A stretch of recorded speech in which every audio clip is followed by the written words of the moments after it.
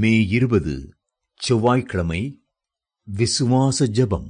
எனக்கு அனுகூலம் பண்ணுகிறவர்கள் நடுவில் கர்த்தர் என் பட்சத்தில் இருக்கிறார். என் சத்துருக்களில் சரிக்கட்டுதலை காண்பேன். சங்கீதம் 118:7.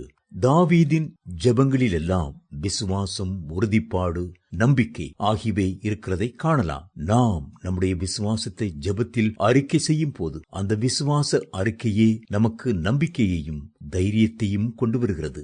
எனக்கு அனுகூலம் பண்ணுகிறவர்கள் நடுவில் கர்த்தர் என் பட்சத்தில் இருக்கிறார். என் சத்துருக்களில் சரிக்கட்டுதலை காண்பேன். சங்கீதம் 118:7 என்று தாவீது விசுவாசத்துடன் அறிக்கை செய்வதை பாருங்கள். விசுவாச அறிக்கை ஜெபம் என்பது கர்த்தர் பேரில் நாம் வைத்திருக்கிற அன்பையும் நம்பிக்கையையும் வெளிப்படுத்துவதாகும். நமது தேவைகளையெல்லாம் கேட்பது அல்ல விசுவாச ஜெபம். கர்த்தர் எனக்கு தருவார் என்ற நம்பிக்கையோடே எதிர்பார்ப்பதே விசுவாச ஜெபமாகும்.